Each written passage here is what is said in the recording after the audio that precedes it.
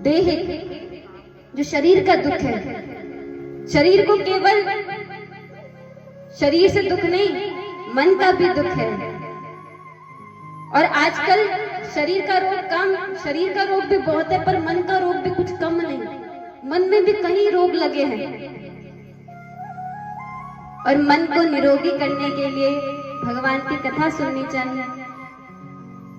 श्री तुलसीदास जी ने राम कथा किसको सुनाई? मन को ही तो सुनाई। श्री रामचंद्र कृपाल भज मन। अरे सठ मन तो राम जी का भजन कर। पर मन तार्किक है, प्रश्न करता है, क्यों करे भजन, क्या होगा भजन करने से? तो तुलसीदास जी कह रहे हैं, श्री रामचंद्र कृपाल भज मन, हरण भव भय दारुण। ये जो दारुण भव है, इससे मुक्त हो जाएगा। और रामचरितमानस के अंत में भी मन को ही कथा सुना रहे हैं, सट कह के संबोधित कर रहे हैं। अरे मन तो राम जी का भजन कर। पाई न कहीं गति पतित पावन राम भज मन सट मना। अरे ये मन तो राम जी का भजन कर तो मुक्त हो जाएगा। तो मन के भी संताप कहीं है, और मन रस चाहता है। जो भौरा होता है, एक पुष्प में बैठता है, रस लेता है, रस नहीं मिला फिर दूसरे पुष्प में जाता है, फिर उससे रस लेता है। तो मन परम रसिक है। मन का स्वभाव भौरे जैसा होता है। लेकिन वही भौरा जब पुष्पों से जा जाकर किसी कमल पर बैठ जाता है, तो प्रेम में दीवाना हो जाता है। इतना रस उसको मिलता है, फिर भी उसका मन नहीं करता उठने के लिए। और कोमल की पंखुड़ी रात होने में बंद हो जाती है। वो भौरा उड़ नहीं पाता, प्रसन्न हो जाता है, पुलकित हो जाता है, प्रेम में पक जाता है। अब मन नहीं करता कहीं जाने का। सोचता है कल सुबह होगी, सूर्य उदय होगा, तब पंखुड़ी खुल जाएगी, तब मैं उड़ जाऊंगा। लेकिन भौरा उड़ नहीं पाता कमल के पास जाने पर। तो मन भी भौरे जैसा है। कभी सोचता है कुछ खा लूं, आनंद आ जाएगा। रसगुल्ला खा लिया गरम गरम, आनंद आ गया। कहीं जा लूं, आनंद आ जाएगा। चलो कहीं घूमने चलते हैं, आनंद आया, पर क्षणिक था, कुछ समय रुका। पर वही मन जब कमल रूप भगवान के पास आता है, भौरा तो एक कमल में बैठा और प्रेम का दीवाना हो गया। और भगवान के तो नैन कमल है। नव कंज लोचन कंज मुख कर कंज पद कंजारुणम। आंखें कमल है, पैर कमल है, मुख कमल की भांति है, हाथ कमल की भांति है। तो उन्हीं कमल में जब हमारा हृदय रूपी भौरा बैठ जाता है, तो प्रेम में पुलकित हो जाता है, दीवाना हो जाता है, और भगवान में ही विलीन हो जाता है। भौरा को ही मधुर कहते हैं। जब वो भौरा चंचल होता है, तो वो एक पुष्प से दूसरे पुष्प जाता है। पर वही चंचल भौरा जब भगवान के प्रेम में पक जाता है, तो कमल में बैठ के मधुप कहलाता है। दोनों एक ही के नाम है, भौरा और मधुप। पर जब चंचल स्वभाव था तब भौरा कहलाया, और जब भगवान के प्रेम में विलीन हो गया तब मधुप कहलाया। उसी तरह ये मन जब विषयों में रति करता है तो पतन का कारण बनता है। वही मन जब भगवान के चरणों में समर्पित होता है तो उसी का कल्याण हो जाता है। तो मन का बहुत दुख है, मन में कई रोग है, शरीर में कई रोग है। तो देह दूसरा ताप होता है भौतिक, जो भूत प्राणियों से हो। बंदर ने झपट्टा मार दिया, कुत्ते ने काट लिया, बिल्ली ने लगा दिया पंजा, शेर ने खा लिया, भौतिक। और दैविक, भूकंप आ गया, सुनामी आ गई। तो कई ताप संताप व्यक्ति को होते हैं, लेकिन जब उसका मन भगवान का नाम लेता है तो हरण भव भय दारुणम, वो सभी दुख से, सभी संताप से मुक्त हो जाता है। और यही श्रीमद् भागवत का पहला श्लोक समझा रहा है। सच्चिदानंद रूपाय विश्वोत्पत्ति हेतवे तापत्रय विनाशाय श्री कृष्णाय वयम नमः। जो सभी संतापों का नाश करते हैं। आप दाम अपहर्ताराम दाताराम सर्व संपदा लोकाभिरामम श्री रामम भूयो भूयो नमामि। ऐसे भगवान को हम बारंबार प्रणाम करते हैं। कथा हुई है, कथा के लिए जाते हैं तो कोई हॉल बुक करवाता है, कोई दूर जाके घर से एक गार्डन में कथा कराता है, और आपके तो घर के बगल में ही कथा हो रही है। सब्जी खराब ना हो तो उसको आप कहाँ पे रखते हो? सब्जी सड़ ना जाए तो कहाँ पे रखते हो? फ्रिज में रखते हो। क्यों रखते हो? ताकि सड़े ना। तो उसी तरह व्यक्ति की आत्मा शुद्ध ना हो जाए, सड़ ना जाए, तो ये फ्रिज है। यहाँ पे आकर व्यक्ति का पतन नहीं होता। और जहाँ भागवत होती है, कोई कहते हैं भागवत क्यों सुने, जहाँ भागवत होती है, आपको कहीं कह दिया जाए कि जाओ सभी तीर्थों का भ्रमण करके आओ, तो तीर्थों का भ्रमण नहीं कर पाओगे। इतने तीर्थ हैं, सिद्धपीठ कितने सारे हैं, कोई ना कोई छूट जाएगा। लेकिन जब श्रीमद् भागवत होती है तो सभी तीर्थ उसी समय वहीं पर आ जाते हैं। अभी जो आपका घर है ना, ये तीर्थ बन चुका है। और 7 दिन यदि आप बांध की कथा सुन ले तो व्यक्ति मुक्त हो जाता है। हाथों की शोभा दान से है। हाथ की शोभा किससे है? दान से। पैरों की शोभा किसी की मदद करने से, तीर्थों में जाने से। तो वही कानों की शोभा भगवान की कथा सुनने से है। और सुनकर ही कल्याण करने वाली श्रीमद् भागवत की कथा है। आपने जाना कि भागवत से भक्ति ही नहीं, ज्ञान और वैराग्य भी नवयुवक हो जाते हैं। नारद जी ने पूछा सनकादि ऋषियों से कि महाराज, कभी किसी पापी का भी नाश हुआ है? या फिर आप सब कहने के लिए कह रहे हैं कि पापी को भी मोक्ष देने वाली कथा है? तो कोई अगर ऐसा कभी हुआ है तो हमको वो ही सुनाइए कि कब श्रीमद् भागवत ने किसी पापी को मुक्त किया हो। तब सनकादि ऋषि बोलते हैं कि हम तुमको एक इतिहास सुनाते हैं। इतिहास यानी ऐसा निश्चित रूप से हुआ। ये जो कथा सुना रहे हैं कोई काल्पनिक नहीं है, निश्चित रूप से हुआ है। ये मानवा पाप कृतस्तु सर्वदा। ये मानव हमेशा पाप में ही मस्त रहता है। सदा दुराचार रता विमार्गगा। दुराचारी हो गया है। क्रोधाग्निदग्धा कुटिलाश्च कामिना। कामी हो गया है, कुटिल हो गया है, क्रोध में भरा रहता है।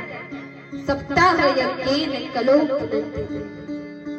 इस 7 दिन की कथा कम पापी को नहीं, पापियों में भी जो नंबर 1 का पापी है उसको मुक्त करने वाली है। तो सुनो नारद जी, इतिहासम पुराणम। ये इतिहास की कथा है। यस्य श्रवण मात्रेण पापहानि प्रजायते। और ये सिर्फ प्रूव नहीं है, इसको सुनने से भी, इस कथा सुनने से भी पाप नष्ट हो जाते हैं। तो नारद जी को सनकादि ऋषि कहते हैं, एक तुंगभद्रा नाम की नदी थी। उस नदी के किनारे एक घर था, उसमें आत्मदेव नामक आत्मदेव शर्मा एक ब्राह्मण रहते थे। बड़े ही सरल सहज ब्राह्मण, वेद पाठी, ज्ञान था, स्वभाव भी बड़ा विनम्र था। पत्नी का नाम था दुर्गी देवी। और जैसा नाम था वैसा ही काम था। जब तक कहीं जाके लड़ाई ना करा दे उस दिन भोजन नहीं पहुंचता था। जब तक एक बात को 4 करके कहीं ना पहुंचा दे उसका मन नहीं लगता था। कहती थी आज मूड नहीं बना, आज का दिन व्यर्थ चले गया। ऐसी पत्नी धुंधगारी आत्मदेव शर्मा की। पर आत्मदेव शर्मा जी सज्जन व्यक्ति थे, कैसे ना कैसे करके अपने जीवन की गाड़ी सरलता पूर्वक चला रहे थे। लेकिन एक दुख की बात थी। क्या? बोले घर में संतान नहीं थी। घर में संतान ना हो तो गृहस्थियों को घर सुना लगता है। आत्मदेव शर्मा की संतान नहीं है तो मन बड़ा खिन्न रहता है। अरे हमारे जाने के बाद हमें पानी कौन देगा? इतना मन में ग्लानि हुई कि जंगल में चले गए और बहुत जोर जोर से रोने लगे। हे परमात्मा, ये तूने मेरे भाग्य में क्या लिख दिया? तूने मुझे सब कुछ दिया, घर दिया, धन दिया, पत्नी दी, पर बच्चे नहीं दिए। ऐसे जीवन से अच्छा है तो मैं मर जाऊं। खूब जोर जोर से आत्मदेव शर्मा रोने लगे। जब बहुत जोर से रोने लगे तो बगल से एक पंडित जी जा रहे थे, ब्रह्मज्ञानी थे। किसी व्यक्ति को रोते हुए सुना तो सोचा मेरे कन्हैया के लिए रो रहा होगा, भगवान के दर्शन के लिए रो रहा होगा। तो आत्मदेव शर्मा जी के पास वो पंडित आए, वो ब्राह्मण देव आए। कहने लगे, अरे भाई तुम रोते क्यों हो? तो आत्मदेव शर्मा जी ने बोला, मैं आपको अपने दुख की क्या कथा सुनाऊं? मैं आपको अपने दिल की क्या कथा सुनाऊं? मेरी कोई संतान नहीं है। हमारे जाने के बाद मेरी पत्नी और मुझे पानी कौन देगा? पानी देने वाला घर में कोई नहीं। हमारा कल्याण कौन करेगा? ब्राह्मण देव ने सर पटक लिया। मुझे लगा भगवान के लिए रो रहा होगा, ये तो संतान के लिए रो रहा है। भगवान ब्राह्मण देव ने सोचा चलो कुछ समझा लेते। कहा, देखने से तो तुम पढ़े लिखे लगते हो, पर बातें मूर्खतावादी करते हो। अरे संतान हो जाएगी और वो सुख देगी, इसकी कौन सी गारंटी? सगर के 60,000 पुत्र हुए और सभी पापी कपिल भगवान का अपमान कर दिया तो भस्म हो गए। कई जन्मों तक उनकी पीढ़ियों ने तपस्या करी, तब भगीरथ जी के द्वारा भागीरथी गंगा आई, तब जाके कल्याण हुआ। अरे पुत्र होने से कल्याण निश्चित हो जाएगा, ये किसने कहा है? कंस जैसे भी पुत्र हुए, रावण जैसा भी पुत्र हुआ। सुनो ब्राह्मण, सबसे ज्यादा सुख तो संन्यास में है। संन्यासम परम सुखम, सबसे ज्यादा सुख है संन्यास में। ये सब रोना धोना छोड़ो और भगवान का नाम का सुमिरन करो, जाप करो। आत्मदेव ने बोला, अरे आप तो सन्यासी है, आपको क्या पता गृहस्थी कैसी होती है? संन्यास में रस कहाँ है? सारा रस तो गृहस्थी में है। आप क्या जानो महाराज, आपका तो विवाह तक नहीं हुआ, तो आप तो ऐसे ही कहेंगे। ब्राह्मण देव समझ गए, बोले भागवत महापुराण की। ब्राह्मण देव समझ गए इसको पुत्र मोह का, पुत्र का भूत सवार है, नहीं मानेगा। तो बताना जरूरी समझा तो उसकी शक्ल देख के कहते हैं, मैं वेद पाती हूँ, मुझे ज्योतिषी का भी पूरा ज्ञान है, और तुम्हारी माथे की रेखा में पढ़ के बता सकता हूँ कि इस जन्म में तो क्या, अगले 7 जन्म तक तुम्हारी कोई संतान नहीं होगी। जैसे ही ये सुना, आत्मदेव ने अपना सर पटक दिया। ब्राह्मण देव ने बोला, अरे अरे क्या करते हो, मर जाओगे, सर क्यों पटक रहे हो? आत्मदेव ने बोला, मैं रो रहा था कि मेरा इस जन्म में कोई संतान नहीं है, पुत्र नहीं है, पुत्री नहीं है, पर आपने तो मेरा दुख 7 गुना बढ़ा दिया। ये आपने मुझे क्या बता दिया? अब तो मुझे आज की नहीं अगले जन्मों की भी चिंता है। पर महाराज, ये आपकी गलती है, आपको ये ऐसा कहना नहीं चाहिए था। अब मेरा मरना और जीना आपके चरणों में ही है। यदि आपने मुझे पुत्र का आशीर्वाद नहीं दिया तो इन्हीं चरणों में अपना देह त्याग कर दूंगा। ब्राह्मण ने बोला, अरे राम राम, अच्छा भला यहाँ से जा रहे थे, तुमसे अच्छा हेलो हाय हो गया कि मुझे ब्रह्म हत्या लगा रहे हो, मेरे चरणों में मरने की बात कर रहे हो। बोलो भागवत महापुराण की, मेरे चरणों में मरने की बात कर रहे हो। देख ब्राह्मण, मैं यहाँ से चले जाता हूँ, उसके पास जो करना है सो करना, आत्मदेव शर्मा नहीं माने, पैर पकड़ लिया, जाने नहीं दूंगा, पुत्र का आशीर्वाद दो, और नहीं दिया तो यहीं पे अपना सर पटक कर मर जाऊंगा, पर आपको जाने नहीं दूंगा। और जब बार बार जिद करी तो अपना पिंड छुड़वाने के लिए इसे बगल की झोली से फल निकालकर आत्मदेव शर्मा को दे दिया और कहा इसे अपने पत्नी को खिला देना, पुत्र हो जाएगा। ये सुन के आत्मदेव शर्मा नाचने लगे, वाह वाह महाराज, ब्राह्मण ने आशीर्वाद दे दिया। अच्छा कोई नियम ज्यादा कुछ नहीं, सात्विक भोजन करना, एक बार भोजन करना, सत्य बोलना, दान करना और फिर देखना अच्छी संतान होगी। बहुत कृपा हुई आपकी महाराज। ये कह के ब्राह्मण देव भी गए और आत्मदेव शर्मा घर पहुंचे। अरे देवी बाहर निकलो, तुम्हें कुछ देना है, तुम्हारे लिए कुछ लाया हूं, बाहर आओ। धुंधली ने आवाज सुनी, बाहर आई। जी बोलो, क्या लाए हो मेरे लिए? आत्मदेव शर्मा ने बोला, लो देवी, भाग्यवान इस फल को खा लो। धुंधली बोली, क्यों? मैंने कभी फल नहीं खाए जो फिर फल खिला रहे हो। अरे देवी ये ऐसा वैसा फल नहीं है, ब्राह्मण का आशीर्वाद इसमें है, इसको खाओगे तो पुत्र हो जाएगा, संतान हो जाएगी, हम धन्य धन्य हो जाएंगे। धुंधली ने जब सोचा कि ब्राह्मण का आशीर्वाद लाया है तो कुतर्क करने लगी, न जाने कौन से ब्राह्मण से जादू टोना कर रहे हैं मुझ पे, पक्का मुझे अपने काबू में करना चाहते हैं।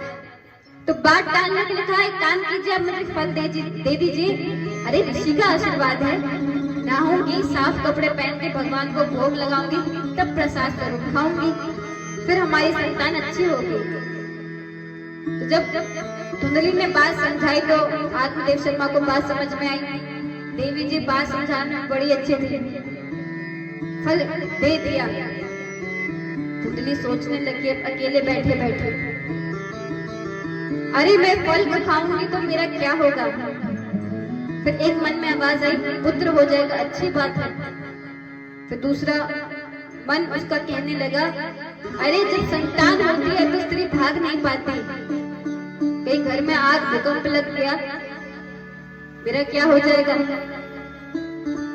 अच्छा मैंने सुना है गर्भवती स्त्री घर के काम नहीं कर पाती, मैं गर्भवती हो गई तो घर कौन संभालेगा? एक काम करूंगी, अपनी ननद को बुला लूंगी, पुत्र होगा तो उसको कुछ बधाई देनी पड़ेगी, तो पहले ही 4 महीने बुला के खूब सेवा कराऊंगी। फिर सोचने लगी, ना ना ना, वो बड़ी महत्वपूर्ण है, घर में आएगी तो घर साफ कर देगी, पूरा सामान खाली करके जाएगी, उसको नहीं बुलाऊंगी। सोच रही थी क्या करूं क्या करूं। अच्छा मैंने सुना है सुखदेव जी के जन्म में, जब सुखदेव जी गर्भ में थे ब्रह्माणी के, तो 12 वर्ष गर्भ में रहे, तो मेरे पेट में संतान 4-5 वर्ष में टिक गई तो मैं क्या करूंगी? मैं तो सड़ता जाऊंगी, मैं तो मर जाऊंगी। तो कुतर्क किया, फल नहीं खाया। कुछ समय में उसी की छोटी बहन आई, अरे दीदी बड़ी चिंतित लग रही हो, क्या बात है? धुंधली ने पूरी कथा सुना दी कि ब्राह्मण देव से फल लाए हैं, क्या करूं? छोटी बहन पहले से ही नजर में थी कि इसकी संतान ना हो ताकि ये मेरी संतान ले ले, इसके घर में संतान नहीं है और मेरे घर में संतान की कमी नहीं है। तो कहने लगी, बहन तू चिंता मत कर, मैं गर्भवती हूँ, जो तेरा है वो मेरा है, जो मेरा है वो तेरा है, तो जब ये संतान का जन्म होगा मैं ये तुझे दे दूंगी। अपने पति से कहना कि मैंने फल खा लिया, और मेरे पति को मुंह बंद कराने के लिए थोड़ा सा धन दे देना। वो चाहती थी कि मेरा बच्चा ये ले ले ताकि इसकी जो संपत्ति है वो मेरे बच्चे की हो जाए, अर्थात मेरी हो जाए। तो धुंधली ने बोला, ये बहुत अच्छी बात करी, पर इस फल का क्या करूं? तो धुंधली की बहन ने बोला, एक काम कर, तेरी गाय है, तेरा भी बेटा नहीं हुआ और गाय का भी कोई बछड़ी नहीं हुई, तो एक काम कर, अपनी गाय को खिला दे, संत की परीक्षा भी हो जाएगी, तुझे संतान भी मिल जाएगा। धुंधली ने बोला, बहन तू बड़ी आई, अरे तेरी जैसी बहन सबको मिले। बात जम गई। धुंधली अपने पति आत्मदेव शर्मा को कहती है, महाराज मैंने फल खा लिया, और जब से फल खाया है बहुत लाभ मिल रहा है। आत्मदेव जी ने तो दिन गिनने शुरू कर दिए। और अब ये जानने की आवश्यकता है कि कौन है ये आत्मदेव शर्मा, कौन सा ये फल है, कौन है धुंधली। तुंगभद्रा नदी के नाम तट पर घर है आत्मदेव शर्मा का। तुंगभद्रा नदी क्या है? तुंग यानी श्रेष्ठ। तो जो कल्याण का श्रेष्ठ मार्ग है वही तुंगभद्रा है। और कल्याण का श्रेष्ठ मार्ग क्या है? ये आज हमारा शरीर, मनुष्य शरीर। जीव जंतु तो बहुत है, पर सभी जीव जंतु को सत्संग का लाभ मिलता है। ये केवल मनुष्य है जो ज्ञान प्राप्त कर सकता है, जो वैराग्य प्राप्त कर सकता है। बाकी जीव जंतु तो खाना खाते हैं, सोते हैं, सृष्टि करते हैं।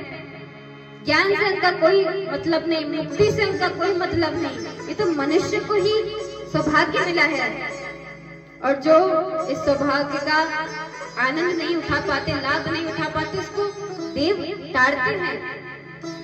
जानवर भी ताड़ते हैं कि मनुष्य शरीर मिला और सत्संग नहीं करा, बिनु सत्संग विवेक ना हुई। तो मनुष्य शरीर करने के बाद भी विवेक नहीं मिलता का सत्संग ना हो। तो तुंगभद्रा ये शरीर है, और इस शरीर में रहते हैं आत्मदेव शर्मा। आत्मदेव शर्मा हमारी आत्मा है। धुंधली है हमारी बुद्धि, ये कुतर्क करती है, ये कुतर्क करती है। आप संत के पास जाते हो, सन्यासी के पास जाते हो, आप कथा में जाते हो, आपको फल दिया जाता है। ये जो कहा जा रहा है ये सूत्र है, ये फल है, पर बुद्धि कुतर्क करती है, वो फल नहीं खाती। वो सोचती है कि महात्मा ये कह रहे हैं, इससे ये हो जाएगा, इससे ये हो जाएगा, कुतर्क करती है। और देखिए, सत्संग में दो चीजें कभी नहीं करनी चाहिए। एक तो है कुतर्क, तर्क वितर्क। सत्संग में वार्तालाप होता है, तर्क नहीं होता।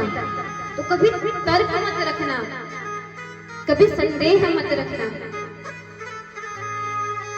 और दूसरा है अविश्वास। माता सती ने भगवान की परीक्षा ली, भगवान पे विश्वास नहीं करा, भगवान की परीक्षा लेने चले गए। तो अंत में क्या निर्णय निष्कर्ष हुआ कि भोलेनाथ ने माता सती का त्याग कर दिया। ये कथा आप सुनेंगे तीसरे दिन।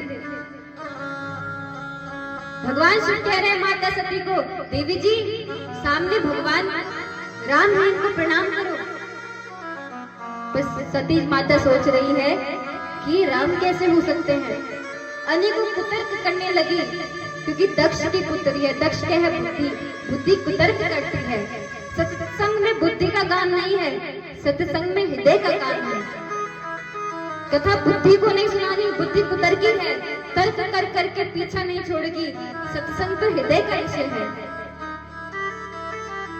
तो धुंधली हमारी बुद्धि कुतर्क करती है, साधु के द्वारा दिया हुआ फल नहीं खाती। क्या हुआ आगे चल के? बहन का पुत्र हो गया। रात्रि में पुत्र को अपना धुंधली के हाथों में रख के चले गई। धुंधली ने सुबह होते हुए शक्ल दिखा दी आत्मदेव शर्मा को, लो महाराज हमारा पुत्र हो गया। आत्मदेव नाचने लगे। साधु की बड़ी कृपा है, साधु के कारण मेरे घर में बालकों का जन्म हुआ है, बालक का जन्म हुआ है। और 3 महीने बाद जो फल उसने अपनी गाय को खिलाया था, उसी से एक बालक का जन्म हो गया। पूरे गांव में खबर फैल गई, पहली बार सुना है किसी गाय का बालक हुआ है। संत की कृपा बड़ी अद्भुत होती है। सभी आत्मदेव जी को बधाई देने लगे। पूरे गांव मिठाई बंटवा दी, ब्राह्मणों को जिमाया। नामकरण का समय आया। आत्मदेव ने गाय का जो बच्चा था उसको हाथ में रख के बोला, ये गौ माता का बच्चा है। लेकिन इसके कान गाय जैसे, इसलिए नाम रख दिया गौकर्ण। दूसरे पुत्र का नाम रखने वाले थे कि धुंधली ने हाथ पकड़ लिया, पुत्र मैंने किया है, पीड़ा मुझे हुई, अरे मेरा भी हक बनता है, इसका नाम मैं रखूंगी। देवी जी चिंता क्यों करती हो, रखो ना। तो धुंधली ने बोला मेरा नाम है धुंधली, इसका नाम है धुंधकारी। आत्मदेव जी ने बोला जैसे तुम्हारी इच्छा। दोनों ही पुत्र बड़े विख्यात हुए, नाम चर्चा में हमेशा रहते, लेकिन एक तो विख्यात हुआ, दूसरा कुख्यात हुआ।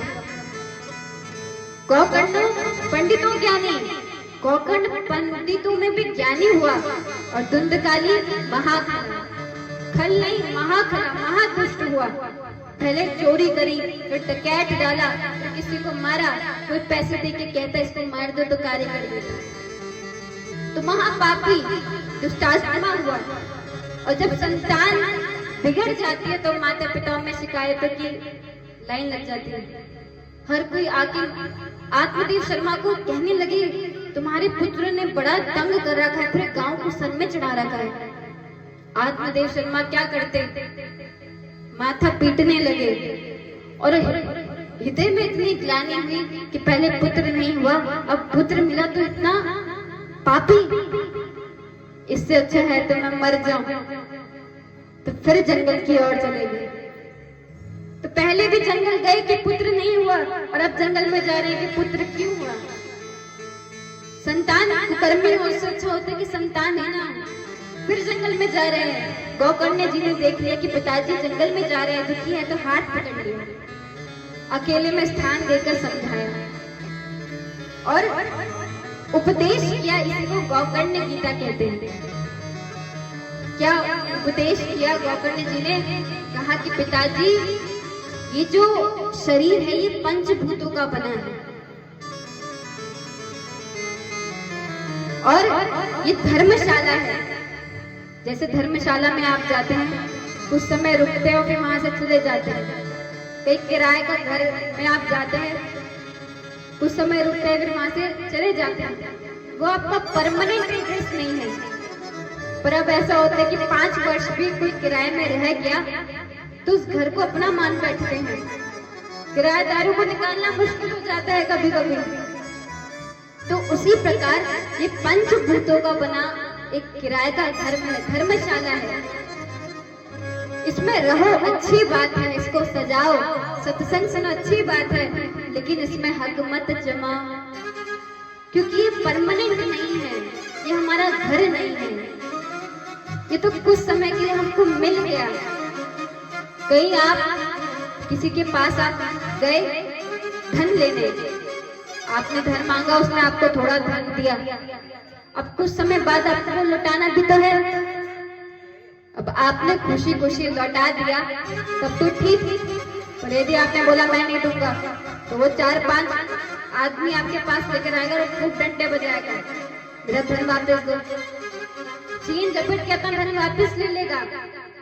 तो वैसे ही ये शरीर है, कुछ क्षण के लिए मिला है और देना तो है ही, चाहे आप खुश होकर दो, चाहे आप दुखी होकर दो। तो शंकराचार्य जी तो कह रहे हैं कि अंत में करोड़ों बिच्छू जैसा दर्द होता है, लेकिन कुछ महात्मा ऐसे हैं जो जीवित समाधि ले लेते हैं, उनको तो दर्द नहीं होता। तो दर्द किसको हो रहा है? जो मृत्यु होती है, इसको चिर निद्रा भी कहते हैं। नींद सबको बड़ी प्यारी है, सब सोना पसंद करते हैं।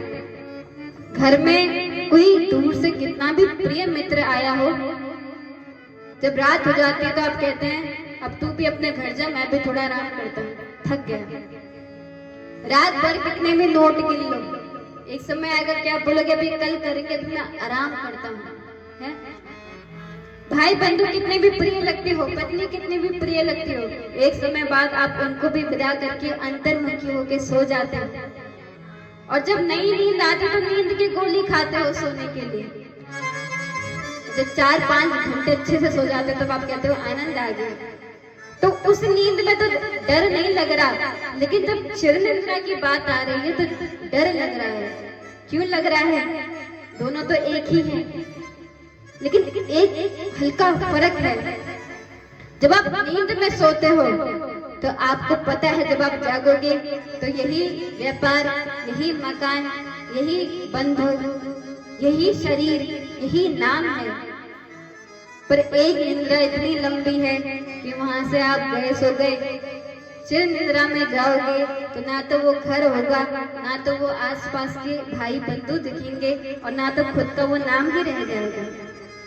तो इसका मतलब मरने का डर नहीं है, छूटने का डर है। इतनी अनमोल वस्तु जिसमें पूरा जीवन आपने लगाया हो, घर बनाने में पूरा जीवन लग गया, इसको कैसे त्याग दें? अपने भाई बंधु के साथ, जिसके साथ बचपन से रहे, उनको कैसे त्याग दें? लेकिन 50 के बाद आता है 52। हाँ, वन की तरफ जाओ। तो वो संकेत कर रहा है कि खुद से अभ्यास बनाओ और इसको धीरे धीरे करके छोड़ दो, क्योंकि फिर अब यमदूत आएंगे तो ऐसे ले जाएंगे कि फिर दर्द होगा, तब दुख होगा। व्यक्ति बड़ा तो हो जाता है उम्र से, पर वैरागी नहीं हो पाता, उसके अंदर क्षण भर का वैराग्य नहीं होता। तो जब अंत समय जाने का होता है तभी भी कहता है एक रसगुल्ला खाने का मन हो रहा है, कैसे खाऊं, दाद ही नहीं है। कहीं जाने का मन हो रहा है, बच्चों को भागते हुए देखने का मन होता है, तो खुद भी भागने का कर रहे, पर कैसे भाग, मुंह पे दांत नहीं है, कुछ कैसे चबाऊं, अब चल नहीं सकता, अब ढंग से कहीं बैठ नहीं सकता, तो लेटा ही जा रहा है। तो शरीर साथ छोड़ रहा है, पर हमारी तृष्णा नहीं मिटी, इच्छाएं नहीं मिटी। तो धीरे धीरे करके सत्संग के माध्यम से जब आप वो इच्छाओं को कम कर दोगे तो फिर भय मुक्त हो जाओगे, भय नहीं रहेगा। और बोले श्रीमद् भागवत महापुराण की, और सबको जाना है भूत पांचों का बनाइए वस्त्र सुंदर आपका, बनता बिगड़ता है यही, ना कुछ बिगड़ता आपका। कौन कहता है जाते हैं लोग दुनिया से कहीं चल के, कौन कहते हैं लोग जाते हैं दुनिया से कहीं चल के, मिलते हैं सब यही वस्त्र बदल बदल के। तो ये वस्त्र है, इसका तो छोड़ना ही है। ये गौकर्ण जी आत्मदेव को समझा रहे हैं, कह रहे पिताजी हम 2 रस्सियों से बने हैं, मैं और मोर, तोड़ते माया। ये शरीर मेरा है और शरीर के जितने आसपास लोग हैं, ये मेरा भाई है, ये मेरी पत्नी है, ये मेरे बेटे हैं, यही माया है और इसी से मुक्त होना है। एक छोटी सी कथा के माध्यम से समझे। एक गधा था, तो उस गधा का मालिक उसको ले जा रहा था। एक दुकान आई तो बोला रस्सी है, उसने बोला रस्सी नहीं है, क्यों चाहिए? बोले मेरा गधा है, मुझे 2 समय के लिए कहीं जाना है, इसको बांध दूंगा। उसने बोला मेरे पास रस्सी तो नहीं है, पर ठहरा ये गधा, चलो एक काम करते हैं, रस्सी बांधने का नाटक करो। तो उसने गधे के सामने रस्सी बांधने का नाटक किया और वो गधा वहीं खड़ा है, उसको लग रहा है कि मैं सच में बंधा हूं। तो उसके मालिक ने सोचा अगर मैं जा तो रहा हूं कहीं भाग ना जाए। दुकानदार ने बोला चिंता मत करो, कहीं नहीं भागेगा, तुमने बांध दी ना रस्सी उसके सामने? उसने बोला हाँ महाराज बांध दी। वो तो चले गया। कुछ क्षण बाद आया तो देखा गधा वहीं पे खड़ा है। तो रस्सी बांधी नहीं है, रस्सी है नहीं, पर उसने कल्पना कर ली कि किसी ने तो मुझे जकड़ा हुआ है। कल्पना कर ली, प्रयास नहीं करा, कुछ 4 कदम चलता तो शायद छूट जाता। फिर व्यक्ति 4 कदम चलता नहीं है, वो सोचता है कि मुझे भगवान किसी चीज ने तो बांधा है, एक ऐसी चीज जो मुझे कथा में नहीं जाने दे रही, जो ऐसी चीज के वैराग्य का नाम कोई ले ले, व्यक्ति पहले ही डर जाता है, मृत्यु से पहले ही डर जाता है। तो थोड़ी कोशिश की जरूरत है। वैराग्य 2 तरीके से आता है। एक तो होता है स्वाभाविक आज्ञा। एक मैंने सुना था, एक अभिनेता थी, तो उसने अपने बालों को सफेद देखा तो उसके मन में वैराग्य जाग गया, अरे मैं पहले कितनी सुंदर लगती थी, अब बाल सफेद हो रहे हैं, धीरे धीरे करके सारे बाल सफेद हो जाएंगे, तब वो मुख में वो रौनक नहीं रहेगी। तो वैराग्य आगे सब कुछ त्याग दिया। और दूसरा वैराग्य होता है जो आभास है, कोशिश करके 7 दिन मिले हैं, इसको नियम की तरह बांध दो। तो यही उपदेश, बड़ा सुंदर उपदेश गौकर्ण जी ने आत्मदेव को दिया। आत्मदेव समझदार थे, पुत्र के उपदेश से बात समझ आ गई और कहा, पुत्र मैं तो जा रहा हूँ तीर्थ यात्रा में। बाद में आत्मदेव शर्मा ने भगवत माध्यम से भगवान के धाम प्रस्थान किए। अब घर का हाल, पिताजी चले गए तो माताजी परेशान, धुंधकारी डंडा लेके खड़ा रहता है, माता पिता ने कहाँ छुपाया है सामान, सोना चांदी कहाँ है, कहाँ गाड़ रखा है, अभी बताओ। माता कहती, पुत्र तुम मुझे जाने दे, मैंने तेरा क्या बिगाड़ा है। माता के सामने हाथ उठाने लग गया। जब माता का मन बड़ा खिन्न हुआ तो रात को एक कुएं में जाके वहीं पे अपने प्राण त्याग दिए। और यही हाल होता है बुद्धि का। भगवान की ना तो कभी परीक्षा लेनी चाहिए और ना ही कभी संदेह करना चाहिए, क्योंकि ये बुद्धि ही है जो परीक्षा लेती है। मन तो विश्वास करना जानता है, मन परीक्षा नहीं लेता, बुद्धि परीक्षा लेती है। बुद्धि ने अपना देह त्याग दिया, धुंधली ने अपना देह त्याग दिया। अब घर में केवल 2 भाई। गौकर्ण जी ने सोचा कहीं मुझे ना पकड़ ले, मैं भी राम राम करता हूँ। तीर्थ यात्रा के बहाने से भाई जी को बोला, भैया मैं तीर्थ यात्रा के लिए जा रहा हूँ। धुंधकारी ने बोला, ठीक है जाओ। अब स्वतंत्रता मिल गई, घर में कोई नहीं, केवल धुंधकारी। 5 वेश्याओं को बाहर से बुलाया, घर में बिठा दिया, उनका खर्चा पानी के लिए चोरी करता। एक बार महल में चले गया चोरी करने के लिए, खूब सारा धन लाया।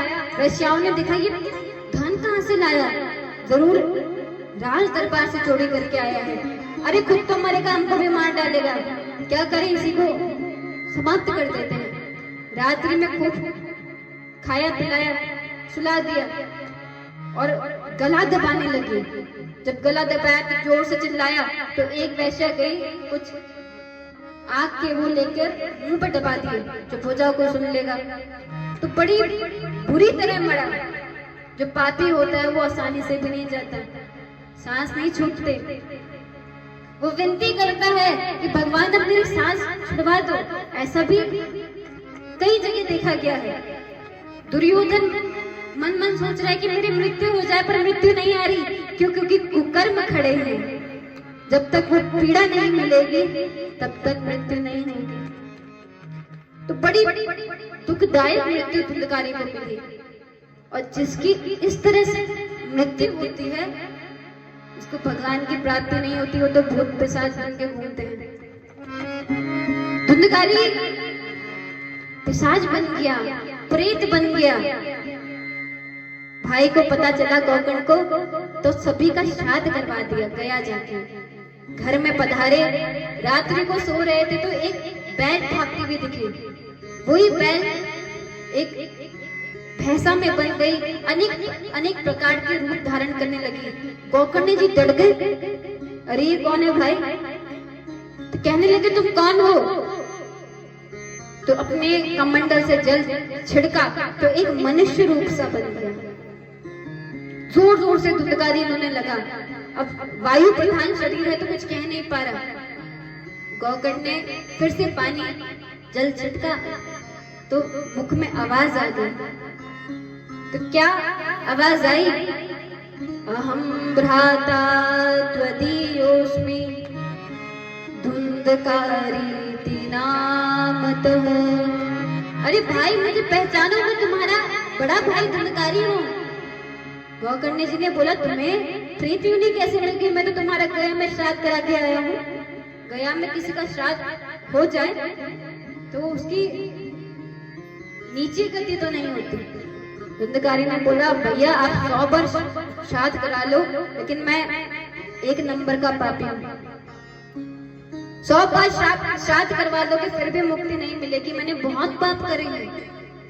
गौकर्ण जी ने बोला, ठीक है भाई, मैं चिंतन करूंगा, अब तुम जाओ, मुझे डर लग रहा है। धुंधकारी तो वहां से चले गए। गौकर्ण ने पूरी रात भर सोचते रहे, क्या करूं, कैसे अपने भाई को मुक्त करवाऊं। और देखिए, ये परिवार का सदस्यों का एक रिस्पॉन्सिबिलिटी होती है कि वो अपने पारिवारिक जनों के कल्याण के लिए सोचे। कथा में हम जाते हैं, आप अपने लिए कथा में आते हो। कल्याण आपका होगा, मनोरथ है तो बात अलग है। किसी मनोरथ वश घर में बेटा हो जाए, गाड़ी आ जाए, बंगला बन जाए, उसके लिए भी कथा होती है। लेकिन कल्याण के लिए आपको खुद आना पड़ेगा।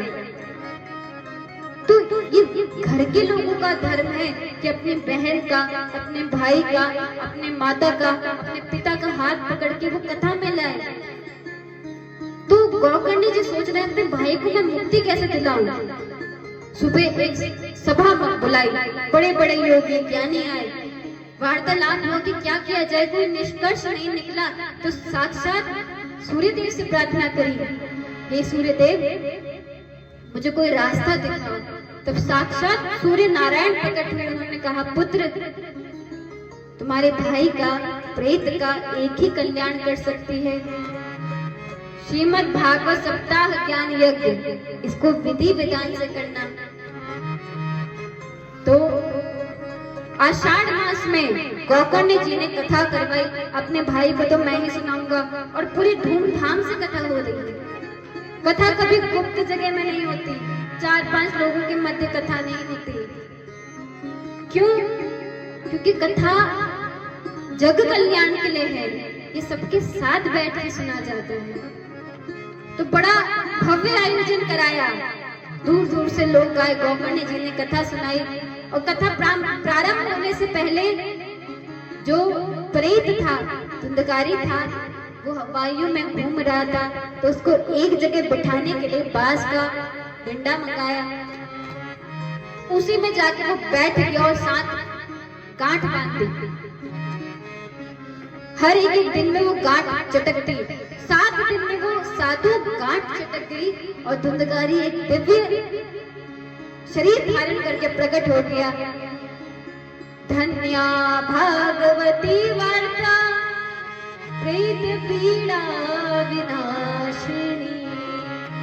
धन्य है भागवती, धन्य है भागवत, प्रेत की पीड़ा को विनाश कर दिया। विमान आए विष्णु जी के और धुंधकारी का हाथ पकड़ के ले जा रहे हैं। गौकर्णी जी ने रोक दिया, अरे रुको, केवल धुंधकारी ने कथा सुनी, 7 दिन ये सभी आए हैं, इनका विमान कहाँ है? सभी का मुंह लटक गया, अरे हम भी तो कथा में आए थे। तो पार्षद ने बोला, हाँ कथा में तो सब बैठे थे, लेकिन कथा सब में नहीं बैठे। अपने कल्याण के लिए केवल धुंधकारी ने कथा सुनी है, बाकी सब तो हाजिरी देने आए थे। कथा हो रही है, निमंत्रण मिला है, इनविटेशन, तो चलो बैठ के आ जाते हैं। कोई देखने आया तो चलो अपना कथा कर रहा है, कैसे करेगा, तो उसको परखने आ गए। कोई माहौल देखने आ गया, कितने लोग आते हैं, क्या होता है, लेकिन अपने कल्याण के लिए कोई नहीं आया। सबको बात समझ में आई। कथा में तो सब बैठे थे, कथा में बैठना बड़ी बात नहीं है।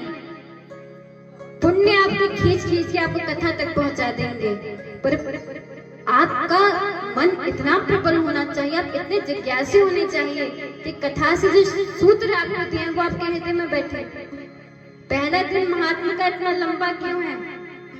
क्योंकि हम समझ नहीं पाते कथा सुननी क्यों है। बुद्धि कुतर्क करना नहीं रोकती, और ये कथा यही समझा रही है, धुंधली हमारी बुद्धि है, इसको थोड़ा शांत करो। जब साधु कहता है, जब संत कहता है, उस समय बुद्धि नहीं चलानी चाहिए, उस समय तो मन दे देना चाहिए। आप कथा में आ रहे हैं, धन चढ़ा रहे हैं, आपका घर का धन शुद्ध हो रहा है। आप कथा में आ रहे हैं, वस्त्र चढ़ा रहे हैं, आपके वस्त्रों की ऊर्जा शुद्ध हो रही है। वस्त्रों में भी ऊर्जा होती है। आप कथा में आ रहे हैं, आप अन्न चढ़ा रहे हैं, आपके घर का अन्न शुद्ध हो रहा है। आप कथा में आ रहे हैं, आप मन भी चढ़ा दीजिए, आपका मन भी शुद्ध हो जाएगा। तो यही पार्षद कहना चाह रहे हैं। धुंधकारी को लेके चले गए। गौकर्ण जी ने बोला, चिंता मत करो श्रोतागण, ये मेरा कर्तव्य है, मैं तुमको फिर से कथा सुनाऊंगा। तो इस बार श्रवण मास में कथा का आयोजन किया। सभी ने सावधानी होकर कथा सुनी और 7वें दिन बाद सभी के लिए दिव्य विमान आए। स्वयं भगवान विष्णु प्रकट हो गए। बोले लक्ष्मी नारायण भगवान की। और गौकर्ण जी को हृदय से लगा लिया। बोले भागवत महापुराण की। अब जरा नियम भी सुनिए, कैसे कथा सुननी है। कुछ पुण्य आपके कई पीढ़ियों से चलता हुआ पुण्य आ रहा होगा आपके पास। एक घड़ा होता है ना, उसमें हम पैसा जमा करते हैं, थोड़ा थोड़ा पैसा कर करके, तो यही पुण्य का घड़ा है।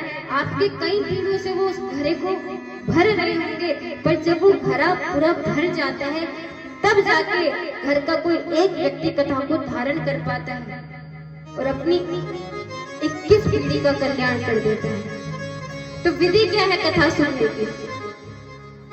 जब आप केवल भागवत के लिए, ज्ञान के लिए, वैराग्य के लिए, भगवत कृपा के लिए कथा सुन रहे हैं, भगवान के प्रेम के लिए कथा सुन रहे हैं, तब आपको कुछ नहीं करना, केवल कथा सुननी है। कथा से पहले भगवान का ध्यान, कथा के बाद में भगवान का ध्यान। लेकिन कोई मनोरथ है, हमारे घर में संतान नहीं है, संतान अच्छी हो, ये संतान नहीं है संतान हो जाए, ये संतान होने वाली है अच्छी हो जाए, तो वहाँ पे मनोरथ आ जाए। मेरे घर पास गाड़ी नहीं है, भगवान कृपा करे थोड़ी गाड़ी आ जाए, तो वहाँ पे मनोरथ आ गया। बेटी की शादी नहीं हो रही, शादी हो जाए, तो मनोरथ पूर्ण करने के लिए जब आप कथा करते हो तो थोड़ा विधि का ध्यान रख के किया जाता है। मुहूर्त निकलवाया जाता है पंडित जी के पास जाके कि समय बताइए, तो विधिवत कथा होती है। और कथा के पहले और कथा के बाद में नाम संकीर्तन होना बहुत जरूरी है। आपके तो घर के बगल में ही कथा है, इतनी अच्छा, हर किसी को ये सौभाग्य नहीं मिलता। किसी के घर में इतना स्थान हर किसी के पास नहीं होता, वो तो कहीं हॉल में जाके, कोई गार्डन में जाके कथा कराता है, पर घर में कथा हो रही है, ये तो पूरे घर को पावन करने के लिए आई है। तो चिंता तो आपने बहुत करी होगी, कथा होने वाली, कब से सोच विचार किया, कितना कुछ समेटा, किसी चीज का आयोजन कराना कोई कम बात होती है। चिंता तो बहुत करी, पर ये जो 3 घंटे, ये जो 7 दिन आप दे रहे हो, उसमें चिंतन जरूर करना। चिंता बहुत हो गई, अब चिंतन भी कर लेना। कथा शुरू होने वाली है, आपने देखा 2 बजने वाले हैं, तो थोड़ा भगवान नाम जाप कर लेना मन ही मन। चाहे आप राम बोलो, चाहे आप कृष्ण बोलो, चाहे भगवान शिव जी बोलो। शिवरात्रि भी आ रही है, तो मानो शिव जी की भी कुछ कृपा है। बिना शिव जी के कन्हैया नहीं मिलते, और बिना कन्हैया के हमारे शिव जी नहीं मिलते, इनकी भी कथा आएगी। तो कथा होने से, शुरू होने से पहले और कथा के बाद भगवान नाम जरूर लेना। बोले भागवत महापुराण की। जब नाम संकीर्तन की बात हुई तो नारद जी ने वीणा में मालकोष छेड़ दिया, प्रहलाद जी ताली बजाने लगे, उद्धव जी मंजीरा बजाने लगे, अर्जुन जी ने आलाप लिया, इंद्र ने मृदंग पकड़ ली, और सनकादि ऋषि जय हो जय करके नारा देने लगे। प्रहलाद ताल धारी तरल गति तय चोदकान से धारी, वीणा धारी सुर ऋषि स्वर कुशलतया, राग करता जुनो भू, इंद्रोवादी मृदंगः जय जय शुक्रा कीर्तनीत कुमारा, यत्राग्रे भावभक्ता सरसर चर्या व्यास पुत्रो बभूव। कहना क्या चाह रहे हैं? जब संकीर्तन करा तो सुखदेव जी आ गए, सनकादि ऋषि अनुमोदन कर रहे थे। कहई सुनहि अनुमोदन करहि, कहई सुनहि अनुमोदन करहि। अनुमोदन कर रहे थे, साक्षात सुखदेव जी प्रकट हो गए। बोले सुखदेव जी महाराज की। कौन है सुखदेव जी? बताइए, बहुत नाम है इनका, कथा सुनिए तो इनका नाम तो पता होना चाहिए। कौन है सुखदेव जी? ये मुख्य वक्ता है, जिनके माध्यम से हम कथा कर रहे हैं। व्यास भगवान की जय कहते हैं ना, तो कौन से व्यास भगवान की जय कहते हैं? कई बार हम कहते हैं व्यास भगवान की जयकारा करते हैं, तो हमारे तरफ देखते हैं कि शायद हम खुद का जयकारा लगा रहे हो, पर ये खुद का जयकारा नहीं है, ये व्यास सुखदेव जी महाराज का जयकारा है। अरे उनकी कृपा से तो हमें कथामृत मिला है। भटक रहे संसार में कर कर भ्रष्टाचार, भ्रष्ट सागर से जीव ये कैसे जावे पार। धन बल बुद्धि बल तन बल सहे न एक हुकाम, एक बार मुख से कहो जय श्री राधे श्याम। चलिए आइए संकीर्तन